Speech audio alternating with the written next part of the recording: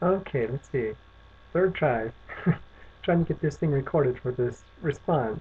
Thought I'd throw my little story in here, something that is in line with what you're discussing in this topic. Um, my name is Shannon. If you didn't know, pleasure watching your videos. Always informative and entertaining as well. Anyhow, two incidents happened to me in the last 2 years, I would say. I began my transition or my hormone replacement therapy 16 months ago, September 18th, 2008. Prior to transitioning, I did very, very little cross-dressing. I didn't enjoy it. What I did do was in secrecy when I was very young. I got my cross-dressing fetish out of me when I was really young. I did quite a bit of it when I was young and growing up sporadically, but it was all done in private and in secrecy, and nobody publicly ever saw me. It was all for fetishes and masturbation purposes, uh, autogonophilia. But anyway, um, I would say right about the time I just received my letter of referral and I began my hormone replacement therapy. Well, my therapist always wanted to see me in drag. It was part of the qualifications for gender identity dysphoria that you present yourself as a female, or she wasn't going to write me that letter. So, of course, whenever I went to her office, I was dragged out. Um, I say drag, just women's clothing. But this particular night, with all the testosterone still running through my body, you got to remember, I just started hormones, so I was still very much in the manly frame of mind and doing manly kind of things, and going places where you won't find this girl going, especially alone. I may go there with friends, but never alone. I'm not going to subject myself, or any of you girls should not subject yourself to that kind of potential hazard. Don't go out alone to these places. So anyway, here I was, out of the town. I had been out drinking earlier. I was alone, and I was full drag. I had, back then I wore wigs because I didn't have my hair, and a nice one. My face was totally made over. I had nice clothes on, a little mini skirt, probably a sexy top, and big stuffed bra, ridiculous, and boots, and nice sheer pantyhose with, a line running up them or something crazy. It looked like a street girl for all I know. So anyway, I'm at a place where I shouldn't be. And I was on my way home. It's like 2 o'clock in the morning, time to go home. Night was up. I'm pulling out of the parking lot of this place, and in my old truck, which I don't have anymore, the light switch was beginning to give me problems. It was shorting, and you had to mess with it to get the headlights to work, but all the other lights were on. Well, I turned the lights on, and I thought they were on.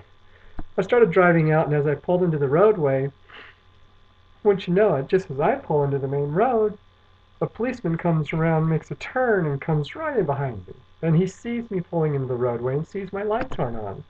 And it's late at night. Boom! Hits his lights, flashers, pulls me over not 100 yards into the road. So here I am roadside with this cop, you know, identification and insurance procedure. I give it over to him. He's checking it out and checking me out, and it's not jiving. So he's asking me all the pertinent questions, address, date of birth, blah, blah, blah, blah. Everything works, and he says, okay, I could give you a real problem here. He goes, myself or another officer. He goes, our procedure here is we could take you downtown and book you and get you on file because the way you're presenting yourself publicly. Um, he asked me first for if I was transgendered and did I have documentation to confirm that. And I did have documentation, but not with me. I had a letter of referral that I just received. But here I am out as in drag, so he didn't recommend this. He said, if you're going to present yourself publicly, you need to have something that supports um, your doing so, especially if you're going to use public facilities. So I knew all this already. I said yes, sir. I was very cooperative, not a smart ass. He gave me back well, first he got me out of my vehicle, pulled a Polaroid out of his squad car. He took about 4 or 5 still photographs of me, put them in an envelope with the identification stuff, and took that.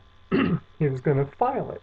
So I'm in the City of Phoenix police file, of course, um, in case there was any future stuff. Probably they'd have an identification that I was running around this way, because I couldn't prove it. I didn't have my letter. So his recommendation was to get something that supported this. Okay, fast forward. About a year later, which was actually recent, I was in therapy with some girlfriends. It was a group session. The night was over and we went to coffee. Okay, so we go to the local Denny's. All right, well, what do I do? We're sitting there having coffee, and you know what happens when you drink coffee, right? You gotta go pee. And right across from us, we were sitting there already, and the place was pretty empty. But then, while we were sitting there enjoying our coffee and chit-chatting, 3 policemen came in on a coffee break and sat right there, 5 feet across the aisle from us at the bar, and we're in a booth. I needed to pee so bad. So, and I wasn't even really thinking about it because normally I just get up and go pee, and I typically go into the ladies' room. Well, I start walking to the ladies' room, which is right there, right by all of us, by them and by our table. I get to the doors and I stop in my tracks, going, "Do I use the men's room or do I use the ladies' room?" I didn't, and all this was flooding back to me. I didn't have my letter. I didn't have anything. My driver's license now looked like me because it had been recently changed as well. Well, at least the photograph did, but my name hasn't been changed and it doesn't have an F on it. So I use the ladies' room, and I come back out. When I come back out, policemen are talking to my girlfriends. So, and they're not giving us a hard time, but it was probably had to do with me using the facilities. Because he questioned me on it then. Do you have identification? I said, well, I have my driver's license. And he looked at it. He could see that it was me and really didn't give me the grill, but said, it shows an M on your driver's license. And do you have any documentation that supports um, your appearing this way in public? And I didn't. I said, I have it, but it's not with me.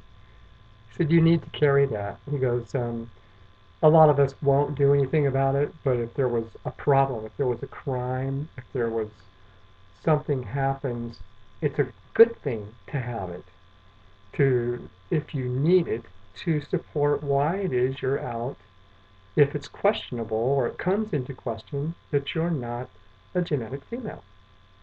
So I got it. No ticket, no arrest, no nothing that night. Just another warning or just an enlightenment that this is what you need to do.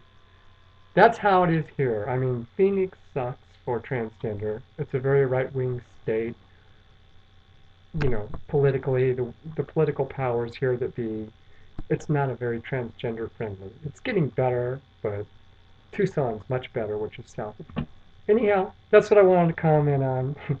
Girls, you should always carry something that supports your representation in public. If you're going to use a public restroom, have a letter or have something with an F on it or something that depicts this is okay for you to do. You just save yourself a lot of trouble in many cases. Okay?